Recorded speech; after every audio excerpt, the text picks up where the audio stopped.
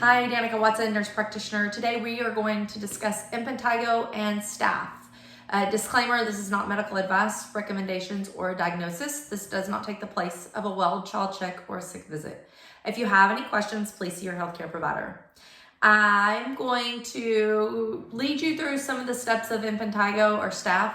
I'm seeing it a lot more here recently in the clinic, and so I wanted to touch on it once again.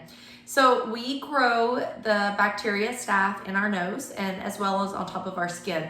And so it's really easy and common to get a local Staph infection.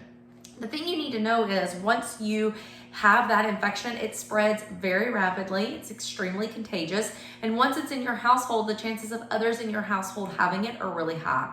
So everybody, essentially, if one person in the household gets it, most of the other individuals in the household need to be treated for it as well to ensure that you are taking care of the root of the problem.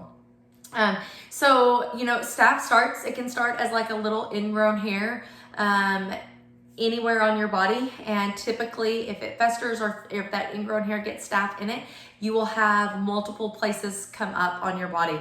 A lot of the times it happens in the summer because we get mosquito bites and then we scratch and break that skin open, and that's just the source for the bacteria to enter. When you can discern between a Staph and just a regular eruption or a bug bite by the texture on top. If it is a honey crust, like we like to call it, and you have multiple of them, the chances of it being Staph are high. You should see your healthcare provider at that time and get some medicine and let them do a culture of it to make sure.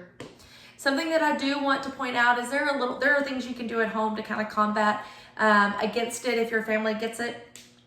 You can always treat, when you get the cream, you want to treat the inside of your nose. So just make sure your practitioner, your provider is having you treat the site and the inside of your nose for 10 days to help minimize your risk of a reinfection.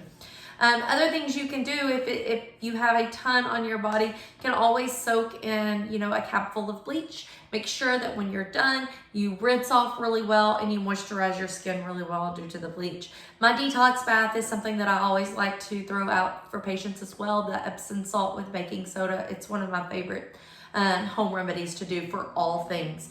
But just know, if you have these honey crusted spots come up, whether it's around your nose or your mouth or on your face or on your body, you do need to see your provider to be treated for that. And the chances of your household being needed to be treated are high as well. If you have any questions, if you are concerned about any spots, I know your provider would be willing to look at those.